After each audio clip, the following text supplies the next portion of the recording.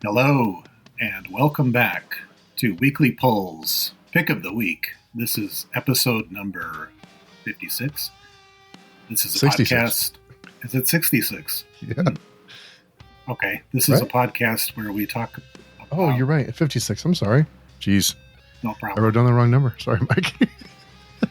Yeah, We're off to a great start. give or take. Maybe Give or we take. just don't give the number anymore. No, it's fun giving the number. I wrote it down wrong. This is a podcast where we talk about primarily new single issue comics. We, meaning myself, Mike, and I'm here with Steve.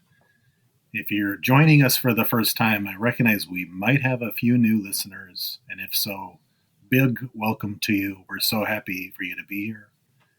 What we do here is discuss comics that come out maybe this week or a week or so ago. Sometimes we're a little bit off in our timing, that appeal to our bizarre and twisted sensibilities. As we have been doing for a little while now, I thought I would start us off with a question to kind of get us going.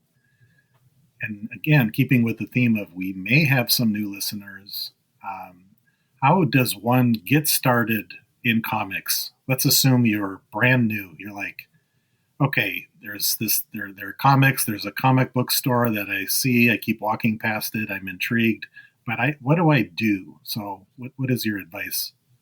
It's a great question. I think so. It can be intimidating to walk into a comic book store and all the books on the shelves, and oftentimes people know each other, and there's little groups of people talking about comics or whatever happened in the week. So what I would recommend is going into a comic book store if you have one near you, or if you feel like you can you can kind of show up in person. And I would probably steer clear of the superhero stuff unless you really want to get into that, because as we've talked about throughout the past 50 episodes, it can be very confusing with all the continuity of getting kind of your footing into a book that's been going for 1,000 issues, or, in the middle of a run. So it's hard to get started, but I would recommend kind of just what we do, just looking for a number one issue somewhere, and look for something that's one of the other publishers, or even if there's a number one from Marvel or DC, pick it up and give it a shot. If you want to try it and you're not sure really what you're into, you can also check your local library or the different library apps, which there's a ton of books that are available through your local library digitally. So that's another way to get into it. If you are looking for like a weekly pull list, once you have an idea of what you like, which may take a few weeks, you can do what Mike and I do and you can get a pull list, which the comic book store will hold certain books for you, and you show up every week and pick them up. So they put them to the side for you, and you go in and they'll have a pile waiting for you, whichever books that you asked for them to hold for you, basically. Mm-hmm. So that's a good way to kind of, get involved in it. And there's so many different types of comics to read, and it's not all capes and cowls. There's lots of different stories. And really, we don't, the two of us, we don't read a whole lot of superhero stuff, which is kind of unusual. I think most podcasts and like YouTube channels focus on Marvel and DC and superhero stuff, which is fine. But I think we tend to drift more towards those other types of stories, which I think they're easier to get into, and they're typically a shorter run. The number of issues isn't as long, and you can get into them, and there's a beginning, middle, and end, and you feel like you read a story or you watched a season of a TV show or whatever. So, and once you get your footing in, and once you'll start to learn different creatives and different teams and different writers that you kind of gravitate towards, and also listen to the podcast, and we'll tell you what we enjoy. And sometimes we may like a book and you may pick it up and absolutely hate it, but at least you'll know. you can listen to know what to avoid instead of what to look out for. So that's another way to get recommendations from people like us. If you are dark and twisted like we are, or you can listen to lots of other lots of other podcasts, or there's other websites that do reviews every week, and people leave reviews, and you can get like star rating for different books. So there's lots of resources out there, but it can be intimidating to get started. Yeah. That's a really long answer. No, but it's a great answer and very thorough. The only maybe one or two things I would add is there you can go online and you can actually look up what's coming out next week. Yeah. There's a website called League of Comic Geeks, I believe. It's one of there's several that you can try. That one's pretty comprehensive. Mm-hmm. And so that's if you're not sure, and you can see what might be new, what might be coming, and then I think the other advantage the other thing you can also do if you're not too intimidated is as you go into the comic store, you can talk to the person behind the counter. They're usually extremely knowledgeable, like maybe way more than you bargain for it sometimes. But in my case, the people I frequent are just great and really helpful. Yeah, I would really like to get a comic book store owner on one of these days just to talk to them and find out what it's like to own a comic book store and kind of things that maybe they have recommendations too for people getting started. And comic book stores they're really tough. It's really tough going right now for the comic book industry and stores. So I'm sure they would enjoy some new clientele and new readers that would enjoy their books. So, but it can be intimidating to get started.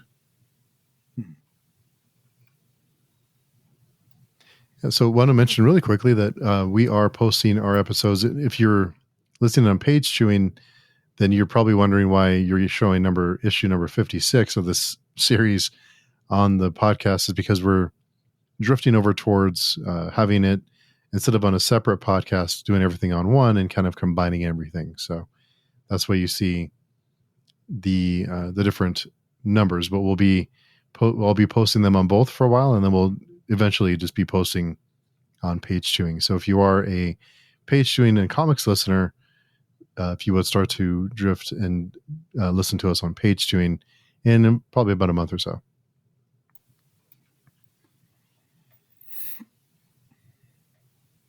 Yeah, so pretty good week, I think, reading week anyway. So the other stuff we won't get into, but do you have anything else to add about the kind of getting started or tips for new people before we jump into it? No, I mean, I would just, we were talking before the recording, and I basically just emulated what you were doing. And that's what got me interested in doing this. Because you were just like looking to see what interests you and picking up the number ones. And anyway, maybe people want to take a different route, and that's totally okay. But that worked for me. Mm-hmm. Yeah. It's, I wanted to kind of document my journey getting back into it. And I was hoping there's someone out there who's similar, who wanted to kind of get back into it, or is a reader who, just picks up books every week and wanted to listen along. So I'm clearly glad to hear that it inspired you to get into it. And I'm also apologize for starting this addiction or this hobby for you. It's okay. So I guess we'll go in and get into it. We have a dozen books this week. I think we both have 6. The first book on my list is Dark Nights All Winter number 3. This is almost like an Elseworlds story, but it includes DC characters. So it is Deathstroke, but in a medieval setting, and it is a world that is absent of color. So what would happen if you removed color from this world? So as you can imagine, the artwork and the feeling is monochrome, except for one person who is in color, which is a boy who we're learning more about, and why he's in color we're not quite sure yet. But with issue 3, the artwork is still breathtaking. I still love the artwork. I think I would still read it just for the art. It is, I love the style and the aesthetic. So I was a little bit concerned about the direction this book was headed, but it hasn't gone that direction yet. There is a lot of there is a lot of setup in this issue for what may have caused this world to lose its color and the events leading up to it. And we have just a little peek back in history on what may or may not have caused it and the role that Deathstroke played in that event. So we get a lot of back and forth about kind of what lies ahead for the boy and for Deathstroke, what dangers lie ahead, what kind of challenges lie ahead of them in their journey. A lot of bickering back and forth. And we also get another DC character, very popular DC character, makes an appearance that I'm a little bit on the fence on. I'm not sure it quite felt right. I mean, I guess it's interesting that they included another character, but so he does help them. And yeah, so overall, I enjoyed the issue. I'm still on board. The not a whole lot happened in this one, but I'm still going to be picking up the next issue. So hopefully the big setup will have a big payoff. Fingers crossed. Yeah, so I'll kick us off with, or in my case, I'll kick myself off with another DC tale. This is Gotham by Gaslight. And boy, did I fall for one here because I was like, wow, this is really interesting. It's got Mike Mignola doing the pencils, doing the artwork. And but I learned that in the very, very small print on this back of the cover, you find out this is a facsimile from 1989. So I didn't know.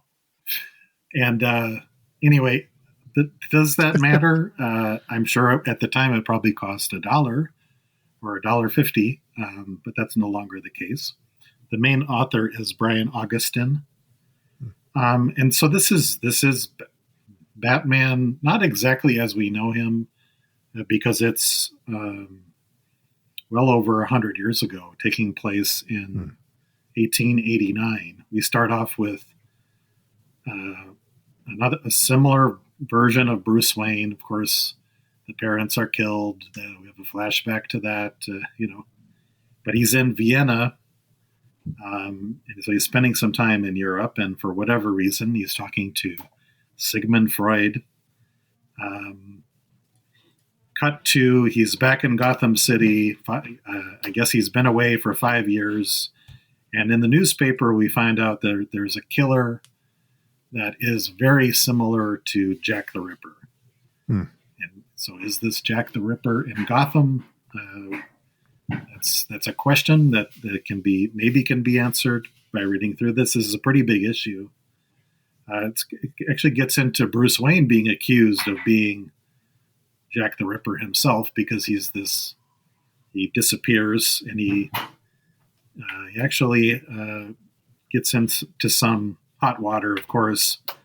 And I'm not sure. I think the story is okay. There was kind of a Scooby-Doo ending, I would say.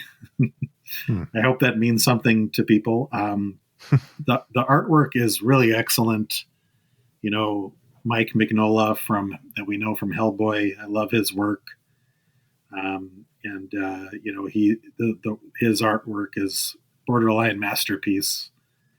And he is somebody that is not afraid of the color black and shadows. So I think this really aligns well with him. So overall, I was happy with it. I don't know if I think this is a number one. It doesn't really say clearly. Maybe this is just one of those one-offs. Mm-hmm. But I thought it was somewhat new.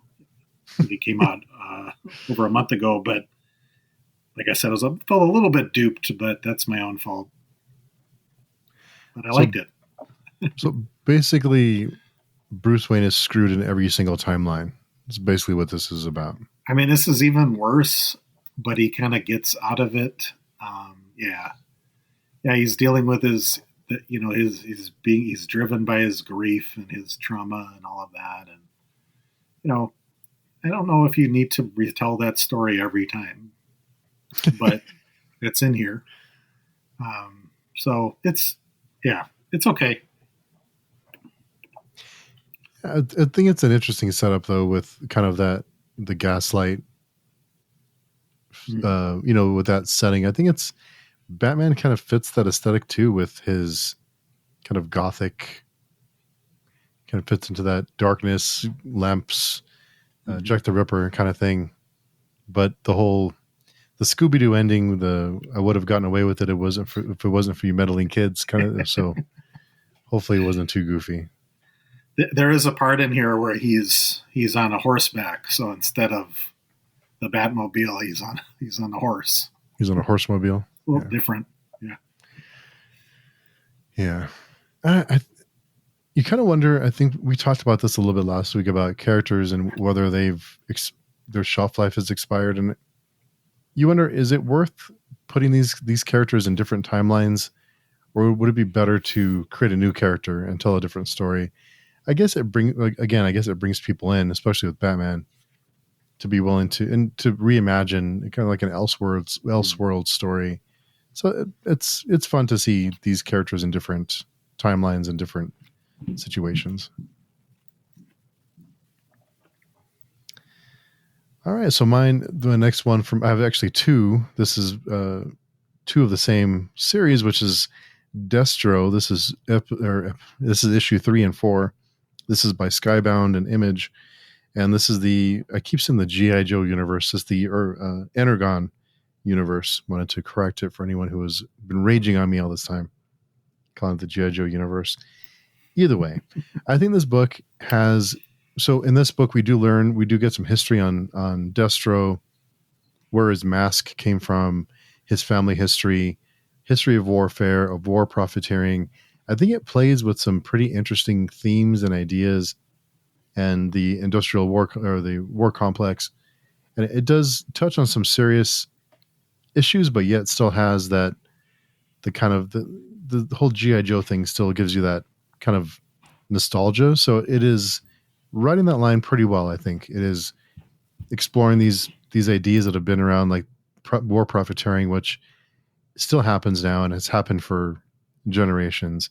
So I thought that was pretty interesting that they kind of explore those ideas and those themes while still having a modern twist on it, with new technologies and new ways to wage war, basically, and how certain people can profit off of it and make a few bucks off of death and destruction.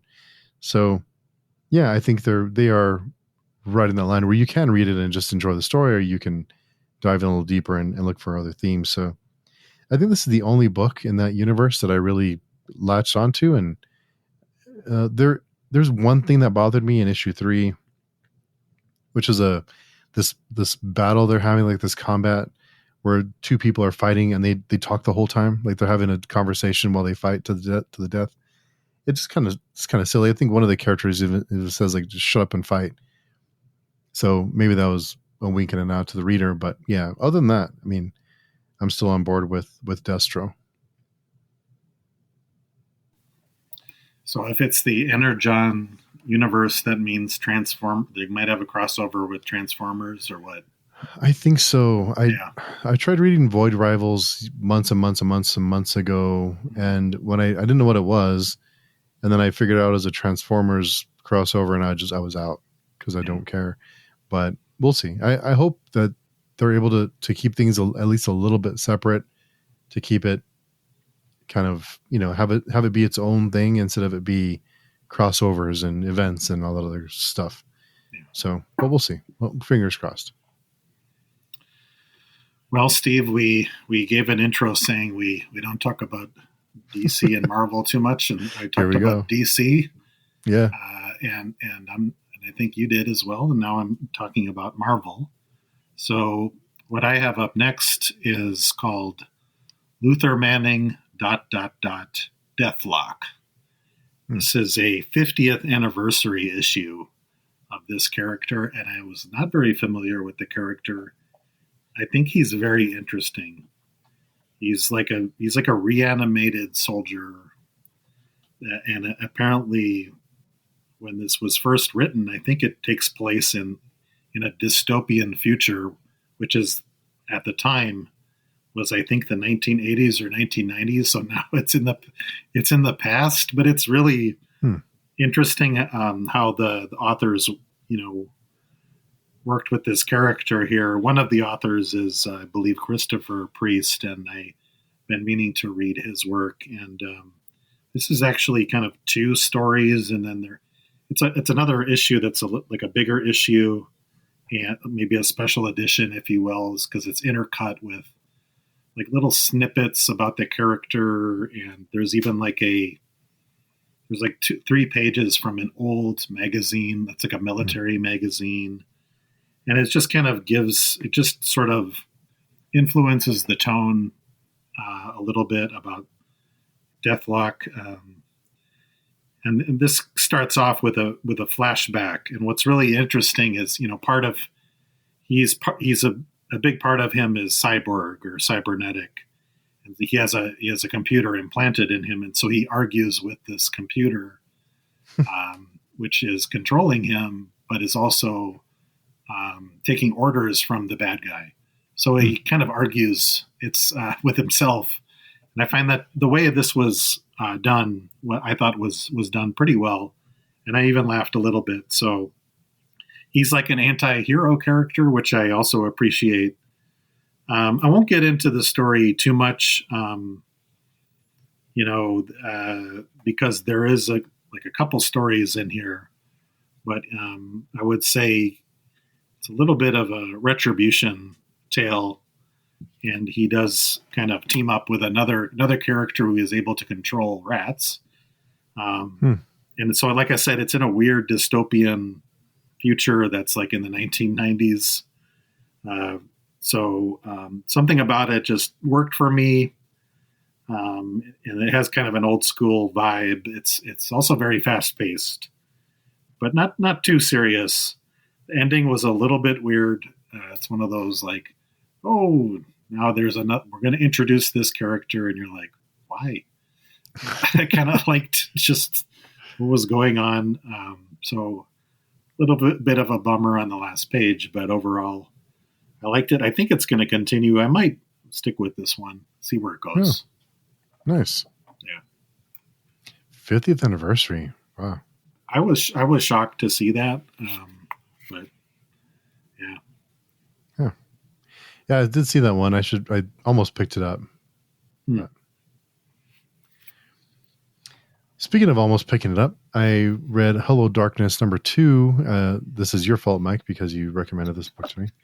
I did. I said be careful. You said there's a Garth Ennis and Becky Cloonan story, and I was like, I'm buying that like right now. Mm-hmm. So I didn't have high hopes after the first issue. I still had faith, but I didn't have high expectations. This one, as with all anthologies, it's a anthology series with stories of varying length in them. As with all anthologies, there is, there's hit and miss. All the stories there's some ups and some downs. And it's just comes with the territory. There's a story called The Clown, which I thought it was fun. It had more of like a manga feel to it. So it had a different feel. Like the art style felt more like manga. And I thought that was fun. Thankfully, the standout here was The War, which is the Garth Ennis and Becky Cloonan story. Oh, good. So I was really, really happy that it did. So it did. This was much more interesting, and basically what it is, for those of you who aren't reading it, it's a story about a nuclear war that starts, and everyone is wondering what's going to be next. Is someone going to retaliate? Is someone else going to press the button and basically end the world as we know it, or at least most of the world? And if so, is there anything we can really do about it? Is there anywhere you can run and hide? Is it worth running and hiding? Do you just enjoy your last moments and drink that bottle of scotch you've been saving for years and years, and just welcome the radiation? I mean, what do you do? There's nowhere really to run. So there's lots of things going on, and there's lots of people vying for an opportunity to escape, or to at least certain people are getting invitations to go certain places where they believe they'll be safe. So I did really enjoy this one. I think it started to explore what would happen in the event of a brink of war, of nuclear war. What would people do? Where do you run? Is it worth running? All those things are really interesting to me. So yeah, I was really happy with it. Wow, I was bracing myself. Yeah. It's good actually because I didn't know if you Yeah, because I I liked think it. I covered it and I was like, I don't know if you're gonna like the second one, so it's hard to No, that's fine. predict. It kind of reminded me of I don't know if you've seen World War Z, when all Yeah, the when everything starts and the whole thing where everyone's confused, no one knows where to go, where do you hide, do you move, do you keep moving, do you like bunker down somewhere yeah, and wait for things to get better. All those, I think that's the most interesting part of survival stories for me, is kind of what do you do in that situation. I mean, do you keep moving? Do you get weapons and hide? I mean, what's the best way to go about it? So all that's yeah. really fun. The human part of it, the boots on the ground kind of thing, is really interesting for me. I mean, for some of us, we stock up on toilet paper. So Yeah, I guess the surefire way of survival is to stock up on all the toilet paper you can possibly find, and you'll be fine. yeah. Okay, from Hello Darkness to Huge Detective. This is a very interesting series from Titan Comics by Adam Rose and Magenta King. It starts off with a prologue, which you don't see that often in comics. I appreciated that. It was 3 or 4 pages of kind of black and white images that describes the Omega event that took place 40 years ago in this world, where these giants just emerge from the depths of the earth, and they just Hmm. come out of the ground, and they are people. They're humanoid. They also kind of almost orc-like.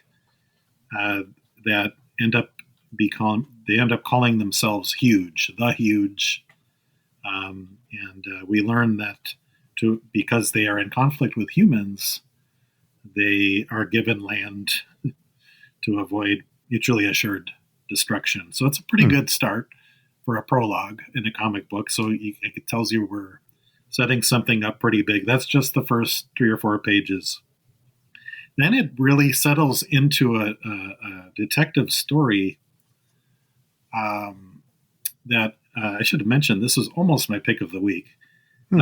A detective story where you have a regular human with I mean, it's just like the title, with a detective who's one of these huge people, and they investigate a grisly murder.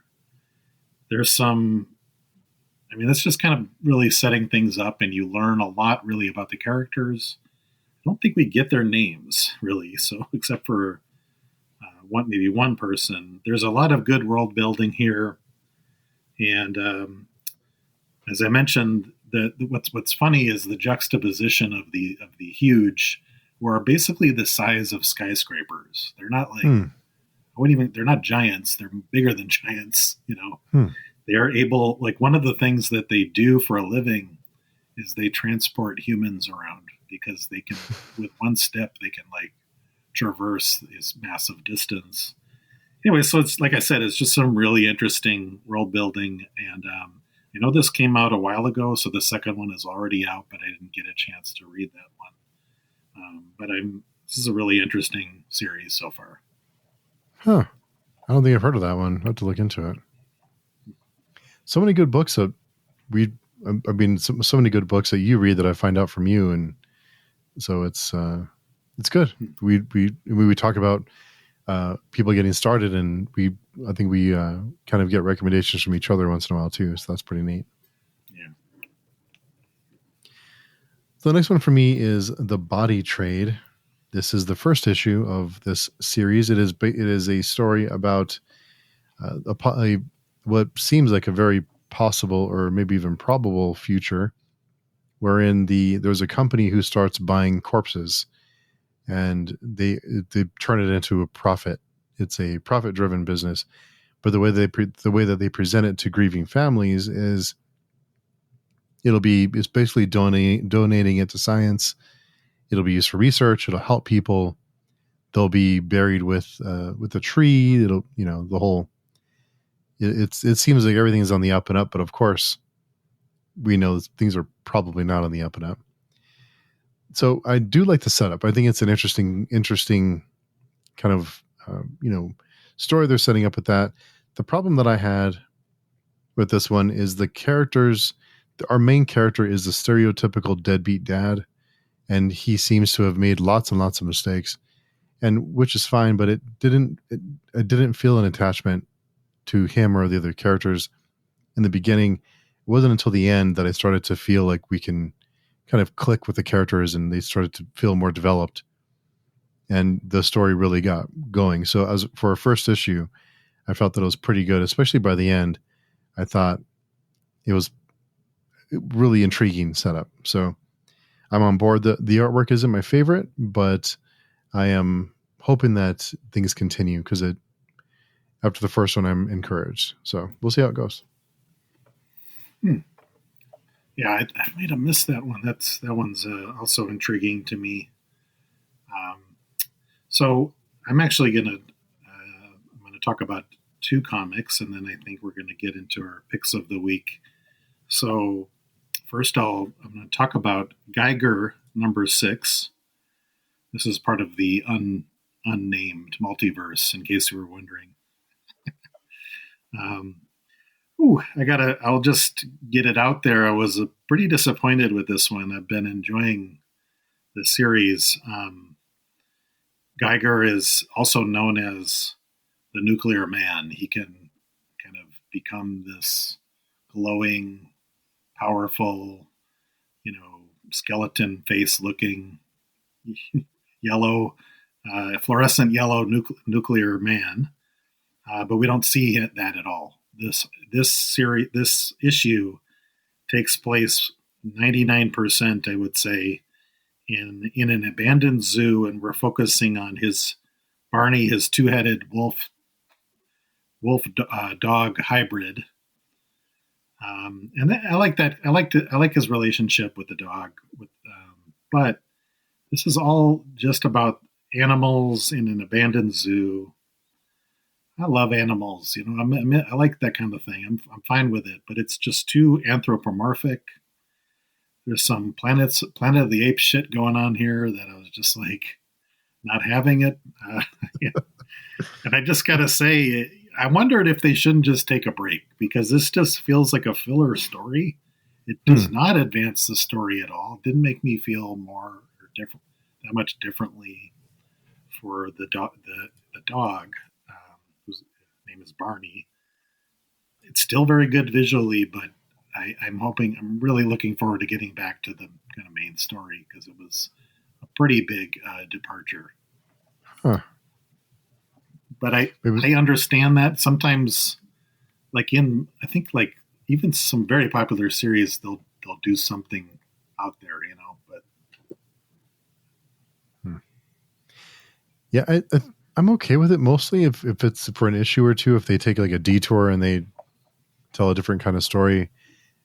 But what's when it goes on for forever, that it's kind of when you don't have that advancement. I think but I don't think that's one of my complaints on a lot of superhero books, even things like Spawn, which I've complained about a lot lately, is that you just don't feel like anything happens. Like nothing really moves. We feel very stagnant. So hopefully it doesn't go on for too long.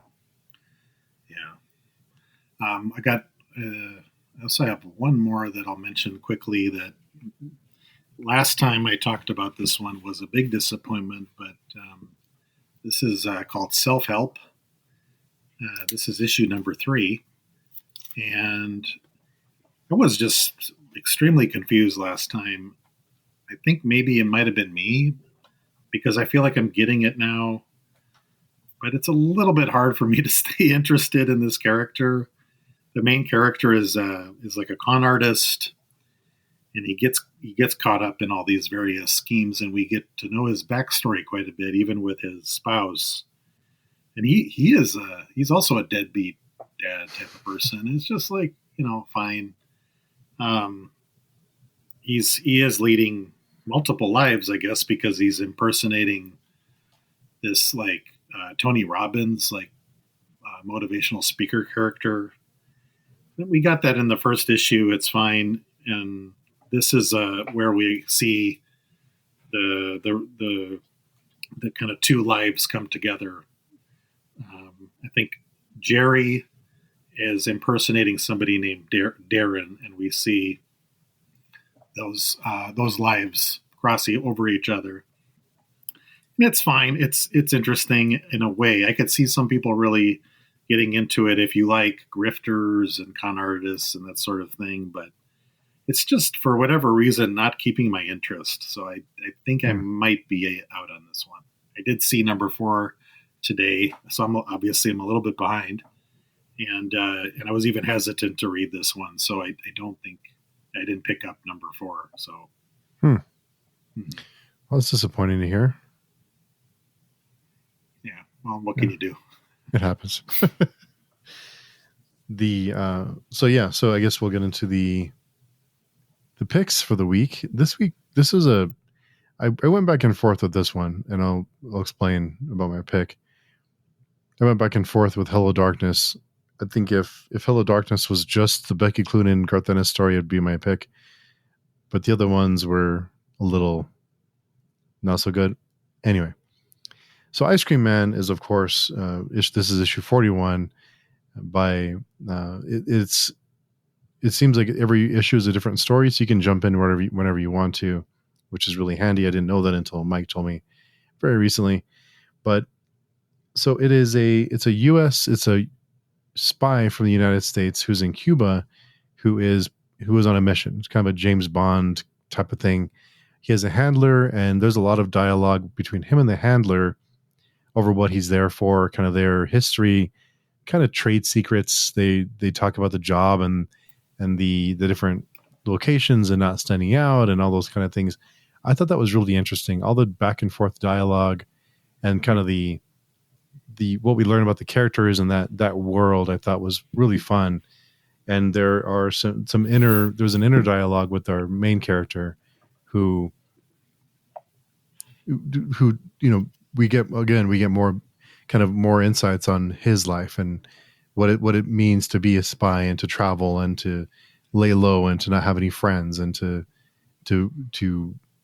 perform these acts of sabotage or to gain intelligence and the lengths you're willing to go and to complete the mission. The artwork again is of course really good. I really love the artwork in this series. It is by Martin Morazzo. Wanted to give him a shot because I really love the art. And the color palette too with Cuba, there's like very tan, kind of like these tan tones. It captures the feel of Cuba very well. The problem I had with it, and of course it's my pick, so I'm just wanted to mention this, is that the only problem I had with this issue, well, the end was very strange. Left me scratching my head, and maybe I just missed it, but I think it's one of those endings where you wonder, what did I miss about the story? Because it goes off the rails the last few pages. But our main character complains a lot about the system, about the United States and the foreign policy and how all the bad things that the country does with foreign policy and with spies and espionage and profiteering and all that kind of stuff. But he's a willing cog in that system. So he is a willing participant in this system. He's personally profiting off of these systems that he has so much disdain for. So it's kind of like, it didn't make sense. It's not like you're out, trying to change things. You're part of the problem, which I thought was kind of strange, but maybe by the end of the issue, some things change. But overall, I really like the issue. I really like the spy setup and the back and forth with him and his handler and the things that happen. So yeah, it was a fun issue. But maybe that's part of the hypocrisy is we don't really see, or we don't really admit to ourselves what we're doing in those kind of situations because we're worried about ourselves and our own benefit rather than the bigger picture. So, but overall, this is my pick of the week. Oh, I just got that one today, so sometimes my stuff arrives a little bit later. I know it was supposed to come out last week. So I'm really excited to read this one. I think that's an interesting commentary that, I mean, I actually do see people complain about the system that they work in, but sometimes it's hard to get out, Yeah. So, but maybe so the one thing we noticed from the last two issues is they kind of stuck, they were kind of like almost like a real small mini series. Right. What was it? Decomposition of a wreck or something like that? Yeah. Two of them. So I wondered if this one might continue, or you don't think so. We don't know. I don't think so. I think this one has I think it concluded. I kind of hope it goes on though, because the end was bonkers. I didn't really strange, but looking forward to talking with you about it after you read it. When I read volume 1 of this of Ice Cream Man, they were not really connected at all. So, so my pick of the week is Damaged People, episode 2. It's called. I guess that's stylized, and this is we've talked about this one before. This is by writer and artist Damian Connolly, and the visual aesthetic is very similar to number 1, where you have almost like a very dark background, not so much color, with what almost looks like chalk, or you can see the lines. They're not brush strokes, maybe the pencil strokes, if you will, of the characters. So very very textured, I should say. Oh, that's a good word. We might actually be learning something about art, Steve. I don't know. But this one is called The Bug Collector. And Jessica is the main character, and we learn about her present day life, which is, not so good. These stories are not exactly pick-me-ups, it seems, which we're okay with. Yeah. So she had a difficult past. We then cut to her childhood, and she really has an awful experience, probably very traumatic, that she lives through. And then she meets this very old man who you think, boy, he's very creepy. This is not. He kind of helps her. I won't say what happens, but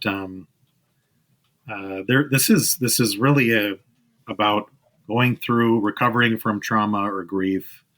The ending was a little bit more positive, and also talks about maybe retribution, if you will. And so I will say one last thing about the artwork.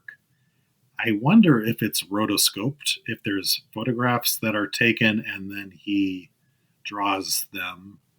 I know that's used for animation, but I think you know what I mean. Maybe you've seen that before. You like photo referencing?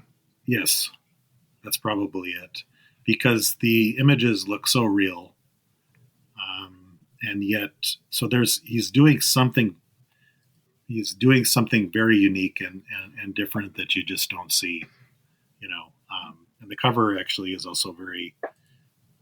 The cover and the imagery and the interior is very haunting and striking. So that's why it's my pick of the week. The story is, I would say, an improvement on the first issue. So nice. I'm looking forward to hearing what you think, though. So maybe, we'll see how it goes with you. But I definitely like this one. Well, I'll add it to my list. Yeah, the not exactly a pick me up is kind of our thing, right? I mean, I kind of think most of the time when things are lighthearted or a pick me up, it's like I'm off, like I'm done. Yeah, I mean, I like to see hope, and you can see hope in different ways. It doesn't mean that there's the happily ever after type of thing. But I think we do go for. We seem to trend to stuff like this. So I know you, and I'm pretty sure you read number 1. Mm-hmm. Yeah. So I think that'll us up then, I think. Nice. I am really excited too that the last issue of Rom V's run on Detective Comics was this week. So I'm excited to go back and read that from the beginning. Hopefully we can do that eventually, but that's because I didn't want to jump in the middle. I did read one issue in the middle and was a little lost. So now that his run on Detective is done, I really want to go back and read that. But there's a couple of other books this week that looked good. So yeah, we'll see how things go. Yeah. But thanks again for listening with us and coming by and listen to us talk about not liking pick me up stories and more about grief and down and bummers, but loss and sadness, loss and grief and trauma, and it's kind of our thing, I guess. But yeah, so if you'd like to contact us, please, there's a link down below. You can send us a message and communicate with us. If you'd like to discuss other books with us, you can join our forums. It is at pagestewing.com. Just click on visit our forums and then register for an account. And I have to approve all new accounts, but I check several times a day to see if anyone new has registered. So yeah, I think Mike will be traveling in the next week or two. Mm-hmm. So, but for 1 week. But I'll be here. I did have this idea to read every single book that was out this week. I'm not sure if I can do that though. It might be too much, just for fun. But I don't know. That doesn't sound like a lot of fun. But we'll see. We'll see how it goes. That would be interesting. But we will. Until then, we will talk to everyone very soon. And thank you for listening. And have a great rest of your week. Bye now.